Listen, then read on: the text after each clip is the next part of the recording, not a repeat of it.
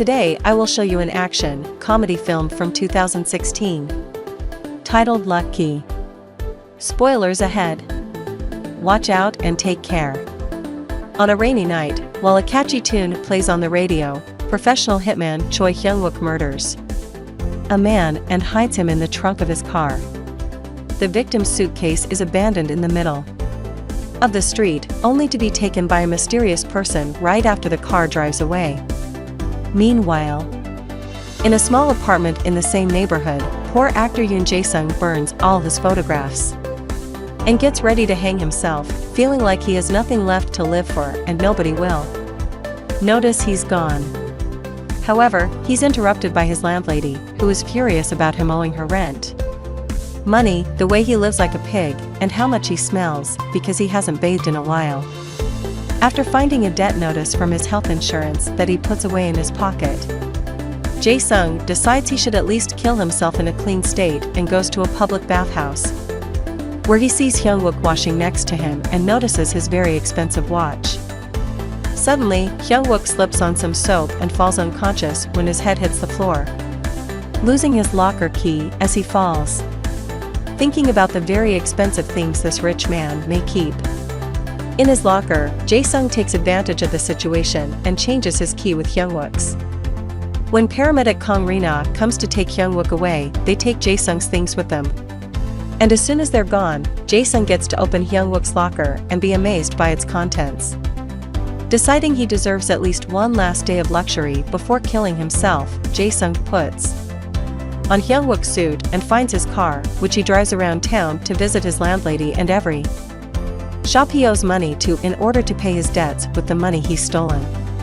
He even visits a girl from the theater he used to work at, and after he pays back the money she had lent him, she tells him she's getting married soon, which breaks his heart. Jae-sung realizes using Hyung-wook's things won't magically fix his life and puts it all back in a bag that he takes to the hospital. The plan is to exchange his stuff for Hyung-wook's while he's sleeping, but the man wakes up right before he can do anything. It turns out Hyung-wook is now an amnesiac and is calling himself Jae-sung, because that's the name they found on the health insurance letter, but it doesn't sound right to him. He asks the real Jae-sung if he knows him, but Jae-sung panics and leaves with the bag. Now that he's feeling better, Hyung-wook is allowed to leave the hospital, except he only has $2 under Jae-sung's name and his health insurance has expired, so he can't pay the bill. When Rina comes to check on him, he asks her if she can lend him the money and he can pay her back later when he finds his home by following the address on the letter. Rina is a bit hesitant but accepts paying for everything before driving him back to his apartment. On the way there, they're surprised to see that the letter says he's 32 years old, because he looks much older than that. When they make it to his place, Rina realizes he can't pay her back, but she takes pity on him when they find the burnt photos and the rope that indicate he almost killed himself and tells him not to worry about paying before she goes back to her job. Hyung-wook wants to get his life back together, so he starts by cleaning and organizing the whole apartment, then he writes down the few things he's learned about himself before going around the building to talk to the neighbors, but not a single one of them want to talk to him. When they hear he's the guy from the rooftop loft, one of the neighbors is a violent man that had been mistreating his wife, so when Hyung-wook approaches him with his questions, he thinks he wants to interrogate him, so he tries to punch him, but Hyung-wook's muscle memory allows him to defend himself and beat up the man without breaking a sweat. Sometime later, when Rina visits him again, she finds him having a coughing fit after he tried to smoke a cigarette. He thought smoking was his thing because he's found many cigarettes butts around. But obviously that's not the case. The only things he's learned so far are that he enjoys cleaning and is very good with a knife, two characteristics that give Rina an idea. She drags him to her mother's small restaurant and convinces her to hire him since they've been needing help, because her grandmother is not well and her sister should be studying. Hyung-wook accepts the job, and the first thing he's told to do is to smile more, not to scare off the customers. Meanwhile, Jae-sung realizes that with Hyung-wook being an amnesiac, this is his chance to turn his life around by pretending to be him. He finds his new home's address on the car's GPS and drives there, surprised to find a luxurious apartment in one of the most expensive towers in the city.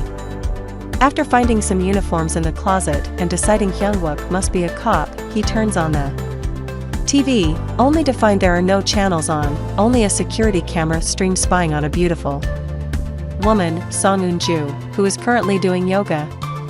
Afterward, he spends the day eating, drinking, and sleeping. When he wakes up, he immediately freaks out when he notices Eun-ju is killing herself on the screen, or at least, that's what he thinks at first. Actually, she's pretending to do so in many different ways, before going back to her yoga. Then, Jae-sung searches the house for more food and finds a box full of money, which he uses to order a whole feast for himself. He also decides to grab a bottle of wine from Hyung-wook's collection, only to find a secret room behind the wall when he pulls the right bottle. This room is filled with weapons, fake IDs, phones, and more security cameras that follow Eun-ju, which makes him believe even more that Hyung-wook is a cop. Especially when he finds the notes he has on Eun-ju, she was the one to go to the police with a pen drive filled with information about the illegal activities of the company she used to work for, so she's now under witness protection. Since Hyung-wook can't protect her now, Jae-sung decides he should do it instead, but to do that he needs to know where she is. Watching her on the screen, she notices the same delivery guy that brought his own food and realizes she lives in the same building as he does, so he starts walking through every floor and ringing every doorbell to find her, but he fails, not noticing he accidentally missed a door at the end of a hallway. However, when he returns to his apartment, he notices on the TV that her exercising matches the noises he's hearing from the ceiling. This means Eun-ju lives exactly above him. He goes to see her and introduce himself under the excuse neighbors should know each other, but after apologizing for the noise, she simply closes the door on his face. Back in the restaurant, Hyung-wook is a success. His skills with the knife allow him to make food with the most beautiful presentation, and that attracts a whole new wave of clients to their business. One evening, when turning a new page on the calendar, he discovers there's an appointment made on the 25th and decides to go to see if he can learn more about himself. This appointment turns out to be meeting with some producers that pick up a bunch of actors in their van to act as extras in their shows. Hyung-wook tries his best at various roles, but he is awful at all of them. At the end of day, after getting paid, he can't help noticing that his name on the producer's paperwork has an old address listed, which is Jae-sung's father's barbershop.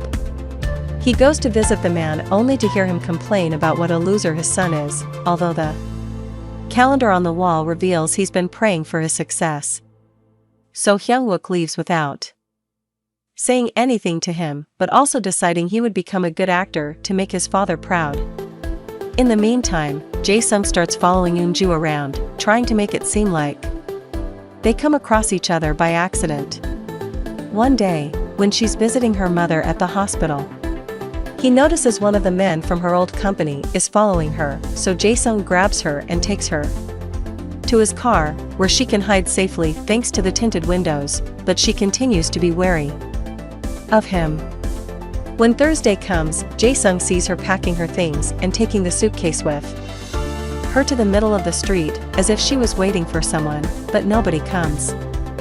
From then on, both Jae-sung and Hyung-wook start working hard on their new lives. While still working at the restaurant, Hyung-wook trains to become a better actor using various techniques like reading about method acting, practicing better pronunciation, and a rigorous exercising regime. Jae-sung continues to follow Eun-ju around and pretending to bump into her by accident, slowly gaining her trust and friendship.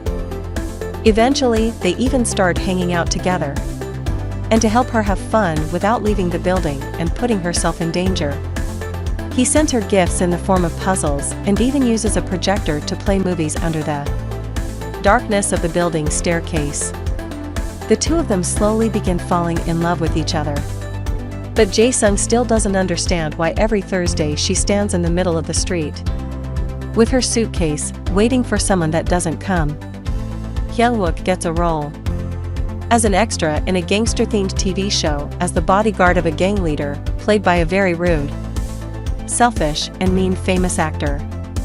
He takes his role too seriously and shows off his martial arts skills by protecting the leader from all the attackers, which is a big deviation from the script because obviously the star is the one that should beat up the bad guys.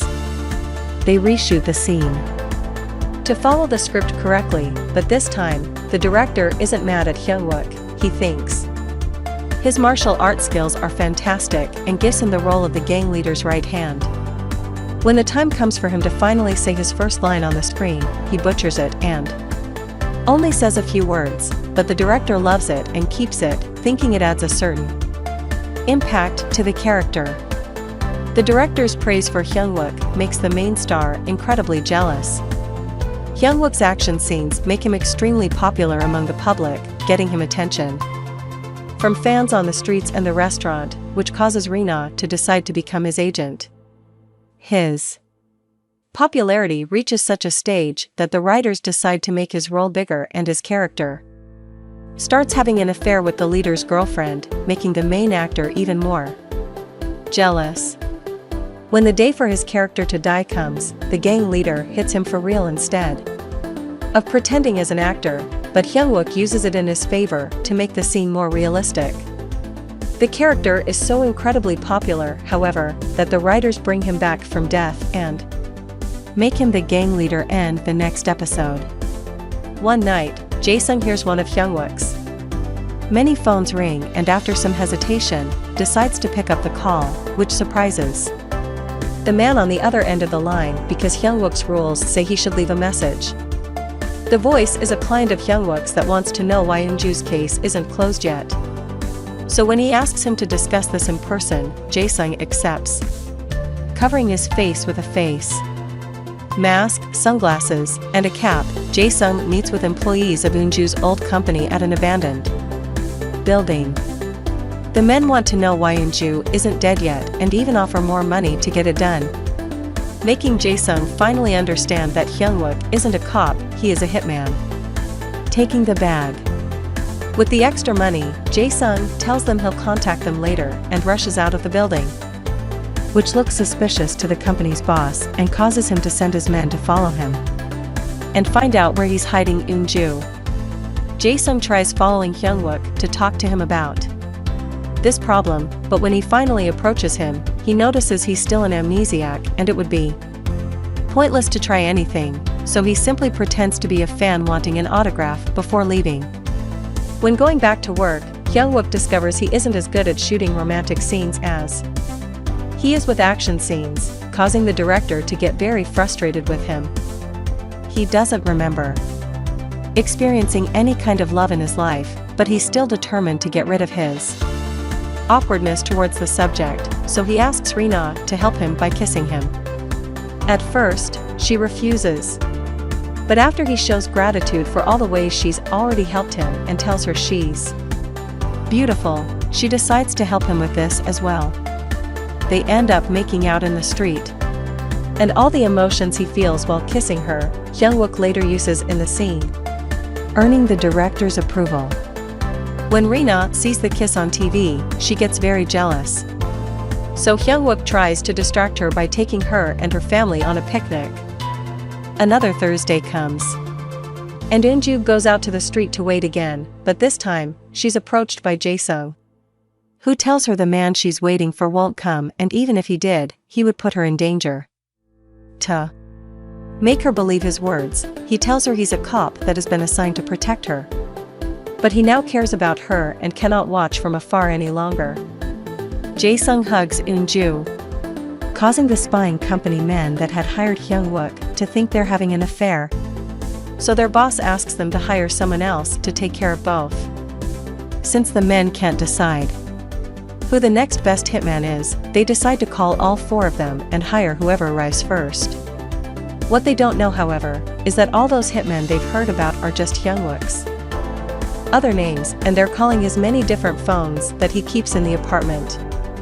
Hyung-wook. Rina and her family have a great time together on the picnic and don't return home until night falls. It started to rain and the radio is playing the same catchy tune from the beginning. As Rina stops the van in front of a red light at the same spot Hyung-wook had heard that song many weeks ago. This combination of factors finally trigger his mind into remembering his old life. So after saying his goodbyes to Rina, he returns to his old apartment, discovering all the messages on his phones requesting him to kill Eunju and Jae-sung, who Hyung-wook quickly remembers as the guy from the bathhouse and the hospital. On the security cameras, he sees Jae-sung take Eunju away, so Hyung-wook changes into his old clothes, reclaims his car, and follows them into an apartment Jae-sung's recently rented to hide away from him and the company men. Jae-sung tries to keep him out of their place, but Hyung-wook kicks him off and scolds Eunju for having left the apartment, which isn't what they had agreed on. When Eunju points out she didn't know what to do because he never showed up, Hyung-wook explains what happened to him before correcting Jae-sung's accusations of being a hitman. Hyung-wook isn't an actual assassin, he just pretends to kill his victims, while in reality, the assassination is all an act made with fake weapons and fake blood. Which explains why Eunju had been practicing how to die while doing yoga. What Hyung-wook actually does is share the money he's been paid for these assassinations and shares it with the victims, providing them fake documents and a way to escape and get a new life away from the people that wants them dead. The mysterious person from that rainy night that took the suitcase had been the victim himself getting ready to leave, and this is why Eunju would wait with a suitcase as well. Hyung-wook thinks they should go ahead with the plan and get Eunju out of the country. When she mentions she wants Jae-sung to come with her, he tells him he shouldn't go because he's a good-for-nothing that nobody will miss. This angers Hyung-wook, who tells Jae-sung he's been enjoying having his life because it's been a dream he could have never gotten on his own, and reminds him his father still believes in him. Thinking of this dream life he's always wanted and now he can have, Hyung-wook decides to make a plan so all 3 of them can disappear under new identities. He calls the company men and asks them to meet them at an abandoned building where the 3 of them will be faking their deaths. Before going there, however, Hyung-wook wishes goodbye to Rina, telling her he's quitting and they can't be friends anymore for her own safety. This hurts her deeply, but it's not enough to stop her from following Hyung-wook when he leaves the apartment in order to find out why he's suddenly acting like this. At the abandoned building, the company men watch Jae-sung stab Eunju and hide her body behind a piece of wall before he takes a fake pendrive she had in her pocket and tosses it at them, calling their deal over. At that moment, Hyung-wook arrives, pretending to be one of the 4 hired hitmen, and begins fighting Jae-sung using both martial arts and knives. Their fight is pretty equal, and they even manage to do some more fake stabbing, but they're suddenly interrupted by Rina, who demands an explanation. Hyung-wook pretends he doesn't know her and insults her to get her to go away, but this only makes her angrier. As she keeps on scolding him for his words, Hyung-wook tells Jae-sung to carry on the plan, so Jae-sung goes after him with a knife and Hyung-wook pretends to save Rina by getting between her and the weapon. Now they are together on the right spot, Eunju presses a button on a special remote control and drops a factory container on top of them, making it seem as if they have been crushed when actually the container is hollow and they're safely standing inside of it. To make it all more believable, they release a stream of fake blood that comes out from under the container. This is enough for the company men to believe they're dead, and they leave with the pen drive, thinking it's the real one. Relieved to see each other alive, Jae-sung and Eunju hug and finally kiss while Hyung-wook follows a very upset Rina out of the building. He apologizes for having shocked her like this and reveals his real age is 45, which makes him quite older than her. Rina freaks out when hearing this, but now understands better why he thought they couldn't be together. That's a talk for later though, because right now, she needs to take him somewhere important. Rina drives Hyung-wook to an amusement park where his TV show is being recorded. Hyung-wook is supposed to shoot a scene where his character breaks up with his girlfriend for the sake of her safety, but he changes the script and tells her he wants to leave his old life behind and be with her instead, all the while glancing at Rina so she can see he means the speech to be for her. This makes her incredibly happy, and as she nods to let him know she accepts his feelings, the director decides he likes this version of the scene better and decides to keep it. Afterward, Hyung-wook goes back to working at the restaurant, where he's been accepted as part of the family. He also continues to work as an actor, and when the time comes for him to fight an enemy in the story, he's delighted to learn it'll be Jae-sung, so now they can work together as a team,